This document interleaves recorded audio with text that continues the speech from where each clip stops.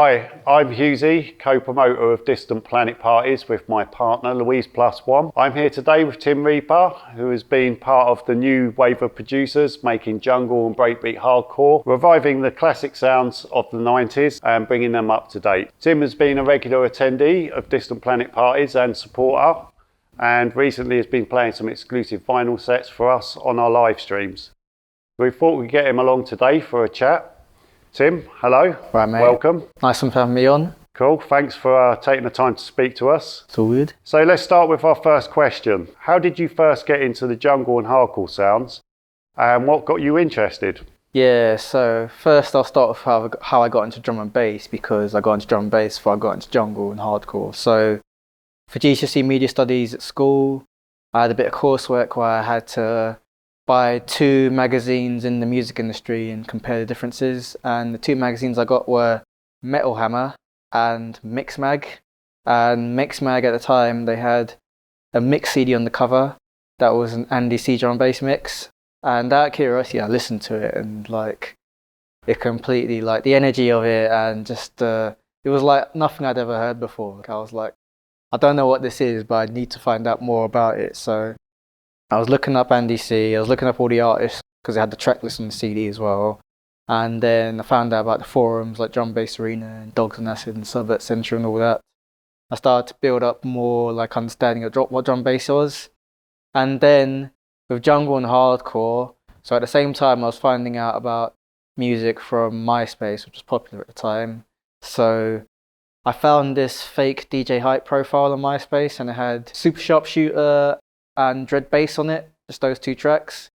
And I found myself listening to those 2 tracks more so than any other drum bass I knew at the time. And I didn't know why at the time, but eventually I found out through the forums. I was asking around and stuff. Those 2 tunes were actually examples of jungle that were made in the 90s. And when I found out about that, so I was like, alright, wherever this jungle is, I need to find out more about it. So I started finding out about labels and artists and just digging through whole back catalogues, find channels on YouTube and just dig through all the tunes on YouTube, and then spin off and find out, alright, so I like this tune by, say, the Dream Team, Busy Being Pugwash. Then I'll be like, alright, what other tunes they made, what other labels they worked with, and eventually just build up this knowledge of the music I had. And that was what I was doing, because at the time I was about 15, 16, so I was too young to go to events really. So all the interest, all the knowledge I had to build up was completely online. So in recent years, there's been a huge interest in the classic 90s jungle and hardcore sounds, and also a lot of producers picking up the styles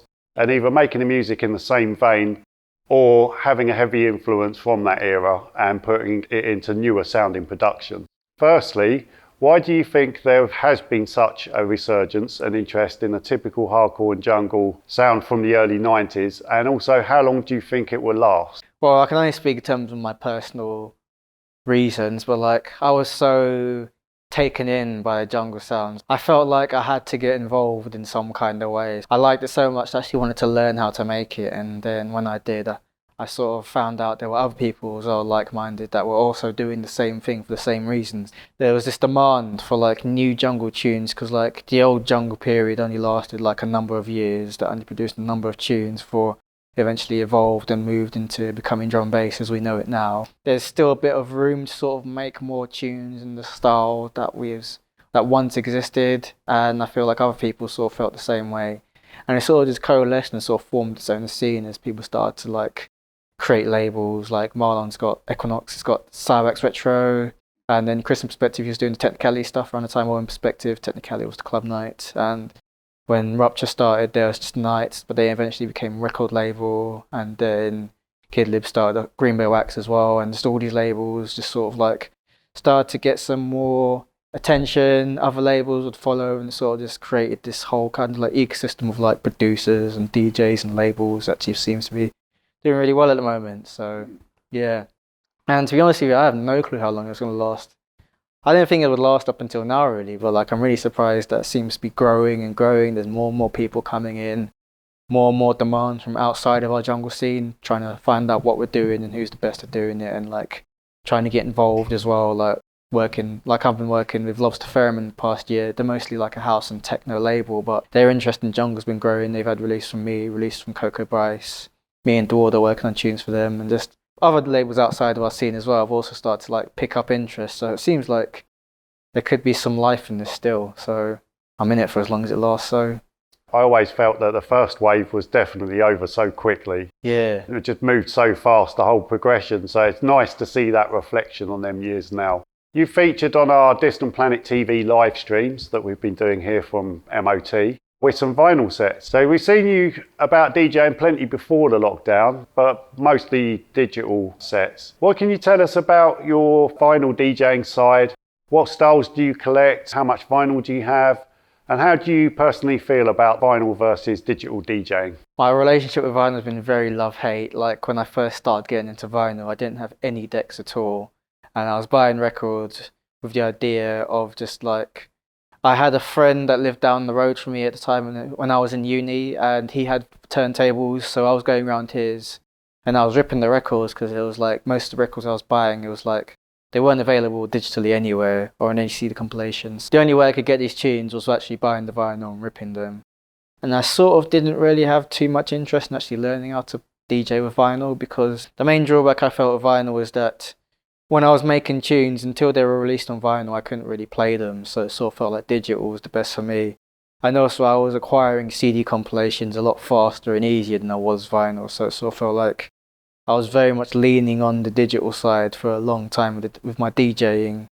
But what happened was, over the years, accumulated some vinyl that I've been buying, some vinyl that I've been releasing, some vinyl that have been gifted to me from mates that run labels or have released on other labels. I've just sort of built up a small collection, but like in my house, I was sort of just keeping them in like a cardboard box to the side because I didn't really have any decks to play them on. So on my birthday this year, actually, my girlfriend, she got me some IKEA Kallax shelving, and I put my vinyl that I had in the house in the shelving, and it sort of wasn't really cutting it. It was like 4x2, so like I filled up about maybe like a cube and a half of the records I have in there. So then I had to go to my mate who I knew from uni. He was storing some of my records, got all my records back in. That probably filled about 2 cubes. That left me with like 5 or so cubes empty, and I was like, oh, it's not a good look. I probably should sort this out. And at the same time as well, I was starting up Future Retro, and I didn't have any turntables. I felt like, because this is going to be my vinyl label, I may as well have at least like one deck at home so I can at least check the test presses and the final copies and listen to them rather than having to like go to a mate's or pretend to listen to the test press, but less said about that. And yeah, so I was starting to build up an actual collection of records because I was starting to buy to fill up the shelving, and also I had the deck to play them on. I sort of gave me more reason to sort of buy more, and I think as it stands now, I have about 1,200, 1,300 records in my house. Oh, nice. Yeah, it's been a heavy few months of buying. I've actually bought some stuff from you as well. Yeah, you have, yeah. Yeah, thanks for Done that. a few trades. yeah, exactly. And in terms of the vinyl versus digital thing, I feel like there is potential to coexist with both, because like I sort of treat vinyl sets a lot differently from digital. Like when I play digital, the focus is on a lot of my music, a lot of music that's unreleased from other producers, whereas with vinyl, it's sort of like selecting across the board from like music from the 90s that I do love and enjoy. And it's sort of like I can do that on digital as well. But the drawback is there's not too much crossover. There's a lot of tunes out on digital that aren't on vinyl and vice versa. So I sort of have to like approach them a bit differently.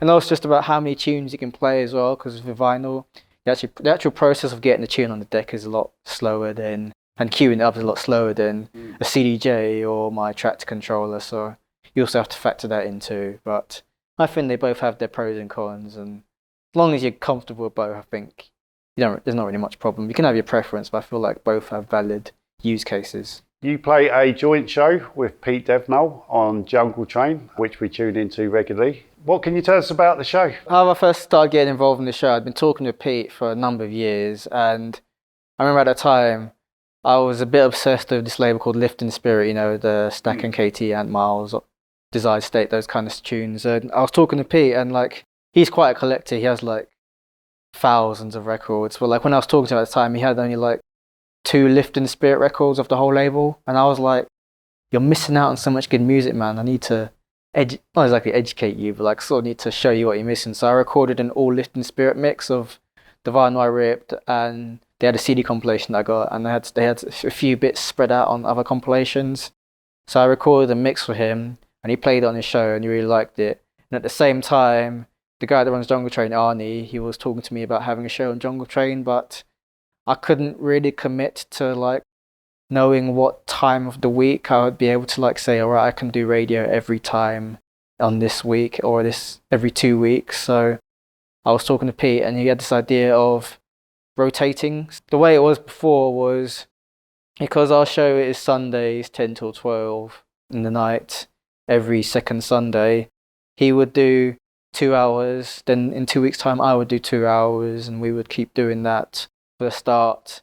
But then eventually we ended up just splitting it. I would do an hour, he would do an hour every single 2 weeks, and it's just been rolling along like that for about past 4 or 5 years now, I think. Just doing fortnightly shows from every 2 weeks on Jungle Train. So where's Pete from? He's based in Boston, Massachusetts, I think, in America. So yeah, he's on like quite a different schedule to me, but usually it syncs up often enough because like it's the slot is just late enough that it's not an inconvenience for me, but it's also not an inconvenience for him, so it sort of helps a bit in terms of like he doesn't have to get up really early, I don't have to stay up really late to do the show. It's been really good because like it keeps you looking out for new tunes to play. It also sort of validates your need to be like buying loads of stuff because you know you're going to play. You have this regular outlet for like your mixing stuff, and it sort of keeps you practiced as well because like I found with gigs and stuff, if you're not mixing regularly, sometimes you can come to a gig, you might be a bit rusty, but like if I've been doing the show every 2 weeks, it sort of keeps me sort of up to date and also keeps my like sort of DJing like regular practice up, if you know what I mean. Yeah, I totally agree. I mean, me and Louise do a weekly show. It's kind of like a practice each week. So your Jungle Train show is fortnightly, I believe, and that's on a Sunday on Jungle Train? Yeah, 10 till 12 p.m. at night, 10 p.m. till 12 a.m. You have an amazing knowledge of all things jungle, hardcore, D&B, as can be witnessed in Blind Test episode 5. There's a link in the notes, where you had to name the title and artist of various releases of tunes from the 90s by listening to small snippets of the releases. How did you acquire such a knowledge to the point where, in some cases I've witnessed, you literally put a record on and within 20 seconds you'll tell me what that record is? I think it's just because the way I built up my knowledge was like, just because when I was starting to acquire all this like understanding of the sound, I was at school at the time. So my routine was I'd be at school, come straight home and just be digging through the internet for all sorts of like music and audio and stuff like that, and I don't know how I managed to retain it all. It's really strange because like there's normal stuff I can't remember, but like an idea of a tune that was played once in like a 93 mix, I'll just be able to recall it straight away, and I don't know, it just comes second nature to me. I think because a lot of these tunes I've listened to them so many times that as soon as you hear like one identifiable sound like a pad or like a breakbeat processed in a certain kind of way, or even just like a vocal sample, it's sort of like, all right, oh yeah, that tune's by so and so, released on so and so. And also you can just recognize the style as well. So like if you know a tune and you remember that producer made a tune in that style and it sort of sounds like something that producer would make, sort of, you can just like connect the dots in your head in that way. So it sort of helps with like being able to ID all this stuff. It's sort of like just these clues that are in the tune that sort of just like, oh yeah, this is from like, I don't know, so and so back in the day. So when did you first start getting into production and how? So I think this was around 2010, I think. I was like so interested in jungle, I wanted to like make my own jungle tune and just see what happens from that. So I was Googling all sorts of tutorials. I wanted to find out, the first thing I wanted to learn, the first step I wanted to learn was how to chop an amen break. So I was looking through loads of different tutorials with loads of different DAWs on how you would do that, and I found a tutorial on how to chop an amen in Fruity Loops using the Fruity Slicer, and that seemed like the easiest one. I tried it out, it seemed really easy, and I'll just practice with that. So like once you learn how to load the break in and chop it, then you learn how to like do pitch snare rolls and filters and reverses and that kind of stuff. Then you sort of learn how to load samples in, you start finding out where to get the samples from, and then eventually you start learning like how to arrange a tune, how to do like basic mix downs and stuff like that, and it sort of just grew over time really. So what was the first tune you made and what was your first vinyl release? I can't really remember the first tune I made, but like the first release I had was a collab with a friend I met off Drum and Bass Arena forums. His name's Relapse. Shouts out to you if you're listening. And we did a tune together called Proper Things, and that came out on a digi label called Digibeat Music, where they're basically like one of those net labels. They just give out like free releases on the regular, and that was my first collab. That actually taught me a lot because he used Fruity Loops as well. Like the thing with me, because I learned it all on my own. Like there's these things in Fruity Loops called patterns. It's basically like you can do like a pattern, an Amen pattern in like a pattern, a bass line in a different pattern, a melody different pattern, and you sequence it all in the main playlist. But what I was doing was I was sequencing the whole tune in one playlist.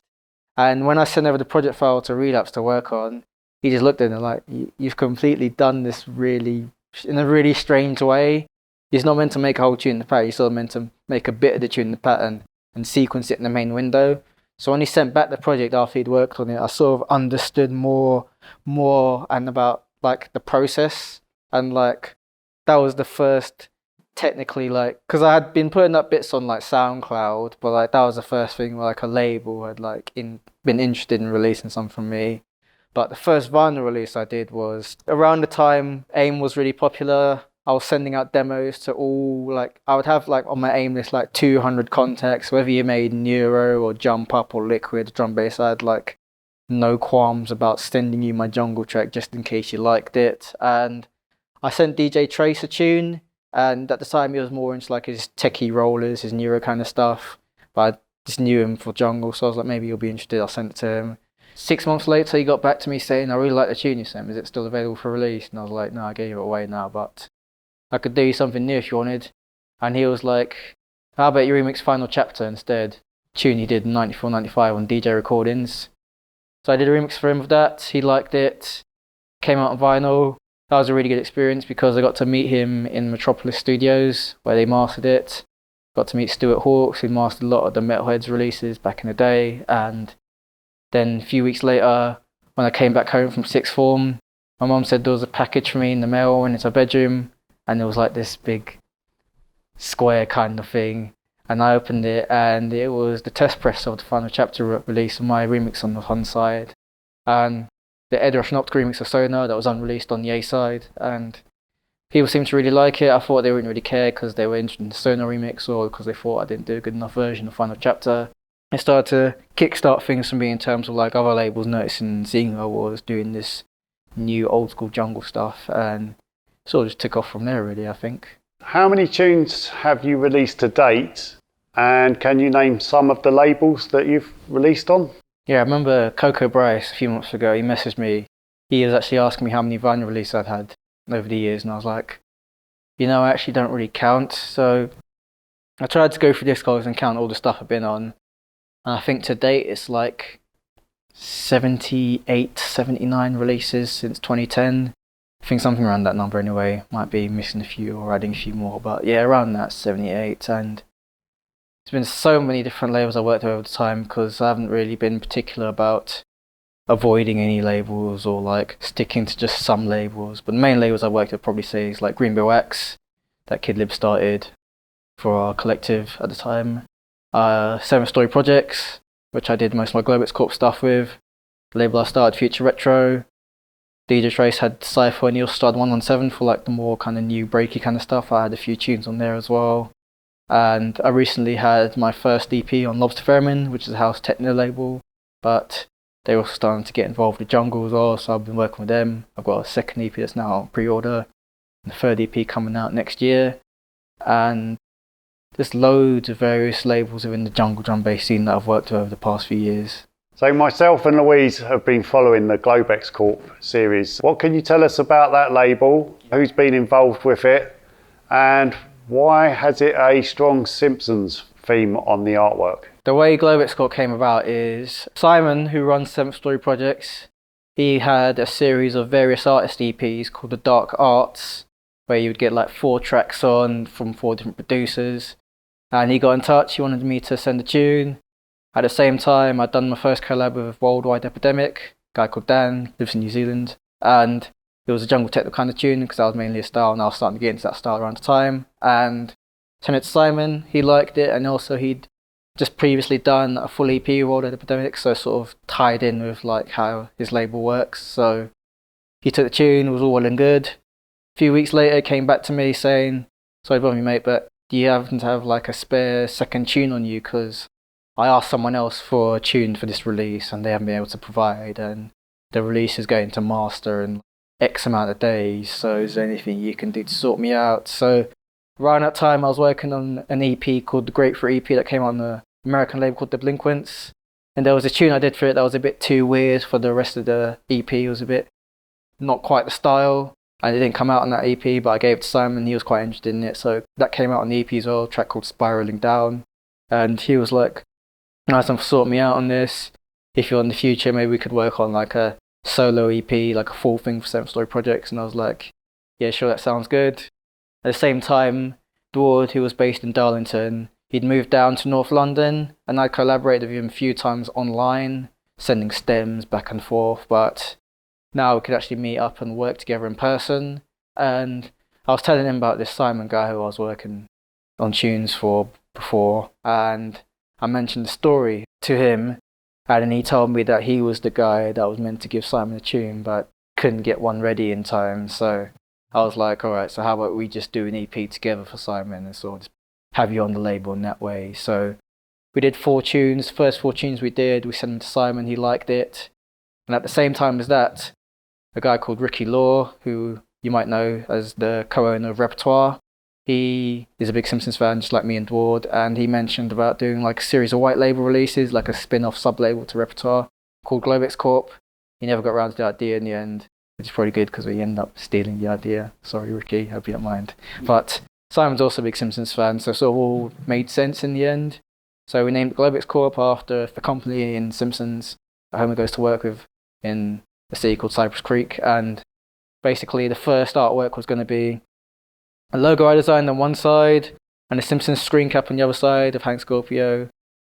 We're wearing his jacket backwards when he hands it to Homer and then finds out Homer doesn't have it in his hand. But basically, so Simon manufactures with a company in Germany called Optimal Media, that's where he presses with. So we sent off the artwork to them, and when we got the release back, there was a logo on one side and there was a black label on the other side. They didn't want to use the Simpsons artwork because of copyright, so I had to quickly design a sleeve sticker for Simon to hand sticker all the sleeves. But that was Globex Corp Volume 1, did so really well, and it was quite fun working with Dward on tunes, so we just kept it going, 2, 3, 4, and so on. We'd have like solo tunes, we'd have collab tunes, we'd collab with other people, like Sonar's Ghost, Wild Epidemic, Pete Devnall, Fringe, we got Gan involved in a few of them. And then number 10, we did remixes, Equinox, Kid Livers is DJ Mindhunter alias, Phineas 2, we've got Pete Devnall in it again. And we've also done a joint label release with Lobster Theremin. I think that was this time last year. We did 3 jungle tunes on their side and 2 that me and Dward did on the other side. And then start of this year, we had all this material sort of sat, because basically 7 Story Projects is vinyl only, and we had the Digimasters for all the Globex Corp releases, so we were like, maybe we should just try sticking this all up on Bandcamp, seeing how it goes, and it's done really well this year. It seems to have breathed a second life into these tunes, because like for a while they were sort of just sat around on vinyl, starting to sort of slump in sales as time went on, but the Digi sales from this year on the Globex Corp Bandcamp seems to do really, really well, so I'm quite happy with that. We've got a Globex Corp Lobster Themin joint release coming next year, it's already been mastered, so that's going to be the next thing for Globex Corp. So recently we've seen some new vinyl releases on your label Future Retro, which seems to be a collaboration between you and various artists. What can you tell us about this label? How did it come about? And what's the ethos behind the label? Yeah, so it was around this time last year. I played a club night in London, which I wasn't really pleased with how the night went. And next day, after I woke up, I was having a daydream where I was being interviewed by a journalist. Not you, a journalist, yeah. And basically, it was set in the future, and it was basically me being interviewed about my previous involvement in the new jungle scene, asking me questions why they think the scene fizzled out, because in the dream it was like post-jungle scene existing and sort of all just like, I don't know, ran out of steam, whatever. I was given my reasons, and one reason I gave was that I felt like there wasn't really a physical space where my kind of scene lived. I said in the dream, if I had a time machine, I would travel back in time and I would start a club night for new jungle stuff, and then maybe it would give the physical space where this club, where the music exists, where people can go to hear the music and sort of just like you feel like this is the place to be if you want to hear like the newest Coco tunes, the newest Sully tunes, newest Kidlib, Dward, Tim Reaper, FFF, Dead Man's Chest, and so on. And when I came out of that daydream, like being a promoter is probably the most hated thing I could ever imagine myself doing in the music industry. But like I had a burning desire to like make this club night happen. If I had to be a promoter to do it, I felt like I'd just get on with it and see what happens. So I was asking around to people just to make sure I wasn't like crazy with this idea. Most people seem to go for it. And Marlon Equinox, he gave me the name Future Retro. Thank you for that. And basically, I then started asking around for clubs as to where to actually host a night. I wanted to start off small, something like 100, 150 capacity, so I didn't really know like how many people would actually go for it. I still didn't want to start off too big because, like I said, I've never done any promotion. And I wanted to go for YWAX in Peckham, but like when I messaged them, they never got back to me. And then like a month later, they got back to me and saying like they had no spaces until like summer, by which point it was like January. So I was like, I don't want to wait 6-7 months before I could put this night on. So I looked around other places, but around the corner from YWAX, a new club had opened up called Peckham Audio. And I asked them, they were quite keen, they gave me a date in April. So I drafted up 2 lineups, which I wanted to either do the first one or the second one, vice versa. And with my girlfriend's help, I sort of picked one to sort of go for as the first night. Started hitting up all those artists on the lineup, and they were all free and available to play for that night. And then designed a flyer and put the event out there, and the reception was like crazy because like I spoke to people and I was like, oh, we sold like 100 tickets in like the first like 10 days. Is that good? And they were like, that's completely unheard of for like a new night. Or like for most nights, in fact, because usually you sell a bit and you don't resell any, and then you sell a lot on the door or like day before. I'd nearly sold out all the advanced tickets with like 2 months of promotion to go or something like that. So it was really crazy to see how well received it had been for what I thought was quite a basic idea, but I guess it sort of validated my idea of this kind of night being needed. But then the COVID-19 pandemic happened, and that sort of put a spanner in the works in terms of doing any kind of club night. I couldn't really, well, none of us could really sort of work out how long it was going to be. So at the time, I felt I was talking to the club. They were like, I'll just move the date and hopefully it should be fine by then. Move the date, and then closer to the date, I was like, yeah, it's not going to run, is it? So cancelled the night indefinitely. Then during lockdown, I was staying at my girlfriend's house, and I woke up one day and had this idea of a collaborative album or a collaborative series of releases where I'm just like working with all these different kind of people in jungle scene on one sort of body of work. And I was going through my head trying to think what labels do I work closely with that would actually allow me 100% creative control to sort of implement this idea. I couldn't really think of any. So I was like, I guess I have to start my own label then. And then I remembered the Future Retro brand, which I'd set up and sort of had a bit of a following from the night. I could transition it into becoming like a kind of record label now and sort of keep the brand going until we can start getting nights back on. So had enough collabs for the first 2 releases, thought of the idea of the series name, Meeting the Minds, designed the artwork myself, and got the pre-orders up, and they sold out entirely within 3 weeks. And since then, it's just been going really well with the record label. And the whole thing behind Future Retro is just this idea of, because the thing with new jungle scene is like there's loads of pockets of it within like different kinds of labels. So this label will put out music from these producers, and that label will put out music with these producers. There wasn't really like a label that's sort of like all encompassing in a way, like a kind of label where you'd have this guy and that guy and this guy all on like one release, so or like on one club night. So I thought like this could be like the kind of label that sort of like defines the new jungle community in a way. That's not really like based on any kind of collective or clique, but like the wider talent in the scene. So I sort of feel like that's the ethos behind Future Retro, just pushing the new jungle sound, just allowing it a space where you can say this is where it exists. Yeah, I can remember you coming to our party in March that we done here. Yeah. And giving out flyers for the party. Yeah. And it's a shame, you know, with the whole COVID thing. Yeah, and I also remember I was flyering outside Peckham Audio like a month ago, and Louise there was actually flyering a Distant Planet night at the same time, I think. If the pandemic didn't happen, do you think you would have still materialised that as a label? Well, funny thing, because basically the first step of the promotion of Future Retro was I designed this teaser to go out on the Instagram profiles of all the artists booked on the lineup. And when they all posted it, I think it was Dward that posted it, someone mistook it as like a teaser for like a release or like a record label, because it was just saying 001 in the style of like the flyer. And I was like, maybe it could become a record label at some point, but for now the focus is the club night, sort of establish it one way. And then when that's all good and patterned up, you can sort of like expand it into new kind of like mediums or whatever. But, and also and just sort of like following like the model that like maybe like a night like Rupture set up, like they've been going for like a few years before they eventually started the record label. So I sort of feel like maybe it wasn't something to rush into, but based on how things went, sort of what happened, and I think it's panned out pretty well. So what can you tell us about what you've got coming in future? Yeah, so I just done volume 3 and 4 of Meeting the Minds a few weeks ago. So volume 3 I had Hughesee from Brighton, who runs a label called Broken Beats Recordings. Had collab Kidlib on there from Greenbow Axe, collab with Phineas 2 from Greenbow Axe, and collab with a kid called Ontology, who's from America, makes some good tunes. And on volume 4 I had a tune I did with Pete Cannon, who runs M4 Records. Ricky Force runs Preston Hard for Bass from Darlin. And tune with Response from Response and Pliskin, who's been doing like the kind of like stompy hardcore bits on Western Law. And a tune I done with another producer called Sydenham Nights, who's actually making other tunes in different style called Boy 8-Bit, but like I'd made jungle with him before, so sort of felt like it'd be good to get him back on board. We got volume 5 and 6 coming next year. I've got a few collabs, so I just need to finalise it with producers and sort of get that mastered and sort of kick off the process on that one. I've also got a joint label release, Future Retro and someone else.